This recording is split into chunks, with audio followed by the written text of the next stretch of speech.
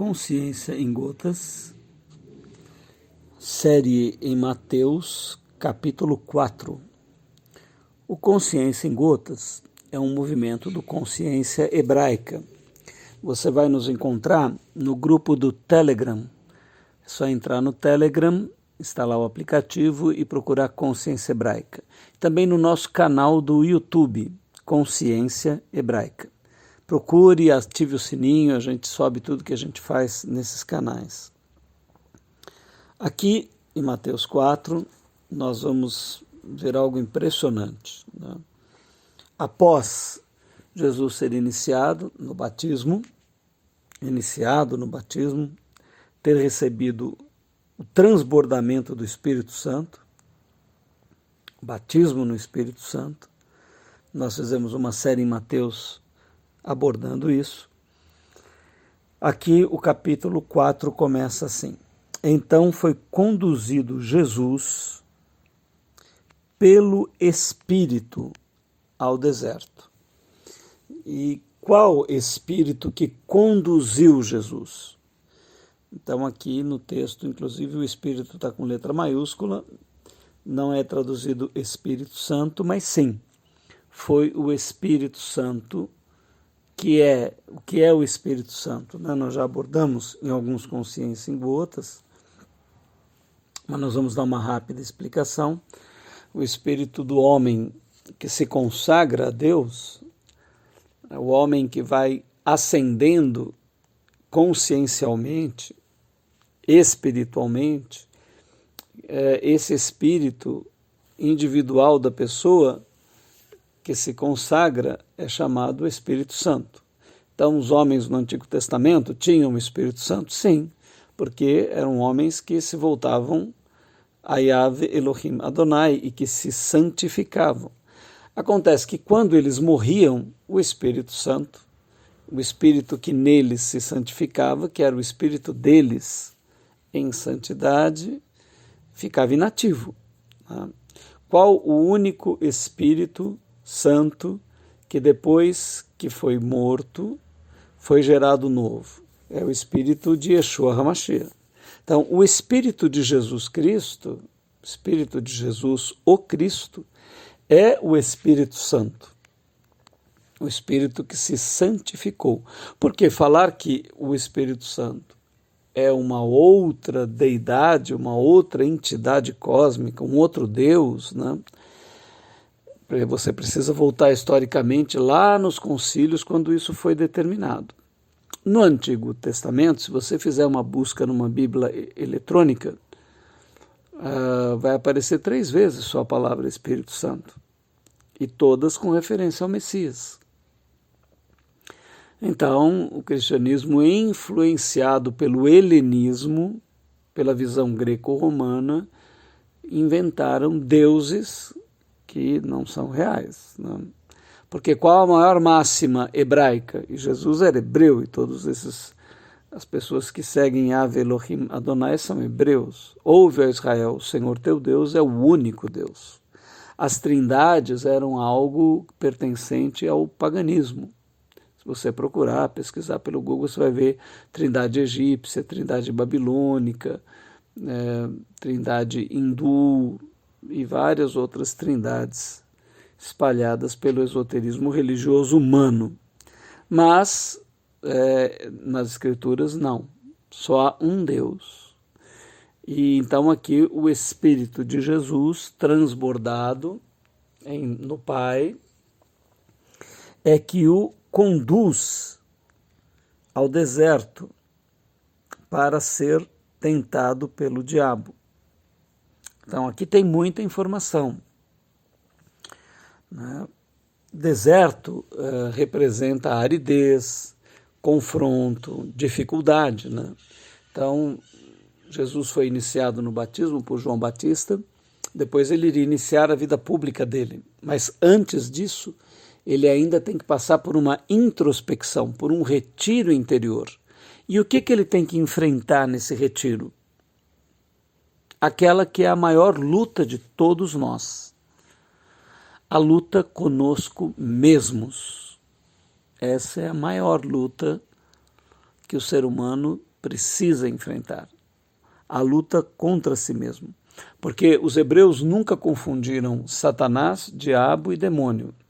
Satanás é o Deus desse mundo com um D minúsculo, né? Deus só há um, mas ele é um tipo de um Deus do tempo, da morte, gerado pelo próprio Yahvé Elohim Adonai, porque tudo é criação de Deus, tudo é manifestação do próprio Criador. Como diz lá muito bem no Evangelho de João, tudo foi feito pelo Verbo, e sem ele nada do que foi feito se fez. Quando diz tudo, não é alguma coisa, não tira Satanás de parte, não. Tudo, inclusive o próprio, as próprias trevas, a própria morte, o próprio tempo. Então, esse ser que é a morte, que é o tempo, essa dimensão, é chamada de Satanás. Os abissais ou demônios são individualizações ativas dessa energia. E o diabo? Ora, o diabo é uma energia que está dentro do homem, somos nós mesmos, quando agimos em harmonia com este tempo e com esta morte, com aquilo que é de destruição. Então nós fortalecemos uma natureza contrária que é diabólica.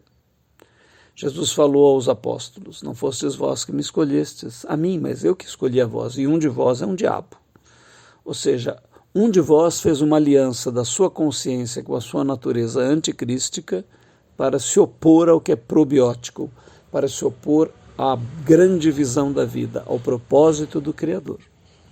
Então Jesus foi conduzido pelo Espírito. Qual Espírito? O Espírito Santo, que transbordou nele, que é a união do Espírito dele com Deus, ao deserto, ou seja, a um retiro, a um momento de confronto, de dificuldade, para ser tentado pelo diabo, que é o diabo, a sua própria natureza anticrística, que quer impedi-lo da sua máxima realização.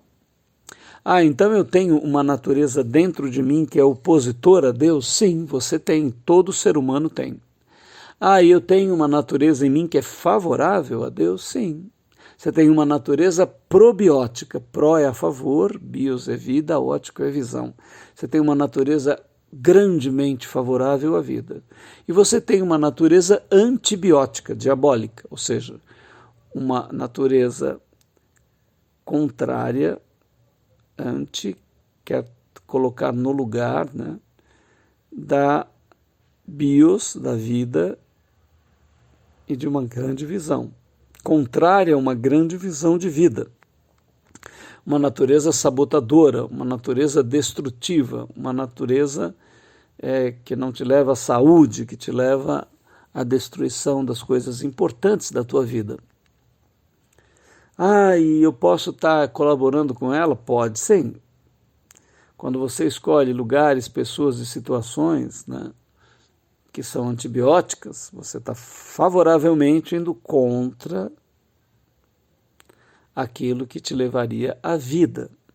E Jesus, então, precisava enfrentar o seu maior inimigo, que era ele próprio, porque essa natureza anticrística nasce conosco, essa natureza ouve tudo que nós fazemos, ela conhece as coisas que são a favor da vida e ela então quer nos desviar disso. Então o primeiro verso trata disso. Então foi conduzido Jesus pelo Espírito, que é o Espírito Santo, ao deserto, ou seja, ao embate, para ser tentado pela sua própria natureza anticrística, que é o diabo. E tendo jejuado 40 dias e 40 noites, depois teve fome. Olha, Jesus estava jejuando em total graça, porque ele não teve fome antes, ele não lutou contra a fome, ele não se esforçou para ficar sem fome. Não, ele não teve fome. Este é o jejum feito em graça. E por que ele jejua 40 dias e 40 noites? 4 é o número da criação. E os 4 representam a criação celestial e a criação abissal. 8 é o número do equilíbrio, da cristicidade e da anticristicidade. Jesus está exatamente neste embate, realizando o 8 da sua vida para alcançar o 9, Ele só alcança o 9 na cruz do Calvário. Tendo jejuado 40 dias e 40 noites, depois teve fome. Ora, você vê que ele aguarda a manifestação da fome. A fome representa a instintividade, representa a natureza anticrística, representa o polo opositor. É só quando ele tem fome que o diabo se apresenta, que essa natureza ganha força para se apresentar. Evidentemente, nós já tratamos em outros gotas, né, que Jesus foi o único homem que nasceu da Virgem, ou seja, a sua consciência emanou a partir da sua natureza crística. Todos nós somos filhos da grande Babilônia, da grande prostituta, da natureza anticrística, nascemos mortos espiritualmente. Jesus foi o único homem que, através de um alinhamento genético de milhares de anos, nasce vivo, permanece vivo, e inclusive morre vivo. O único homem. E que por isso o Pai pôde então gerá-lo novo à imagem e semelhança de Deus. Muito bem, vimos o verso 1, vimos o verso 2, não perca o segundo episódio, inscreva-se no YouTube, no canal Consciência Hebraica e também procure no Telegram o grupo Consciência Hebraica, entre lá, porque nós divulgamos tudo neste grupo. Uma excelente consciência, que esse conhecimento te ajude a se aproximar de Jesus, o Messias, e de Yahvé Elohim Adonai, o único e verdadeiro Deus. Que a vida seja contigo.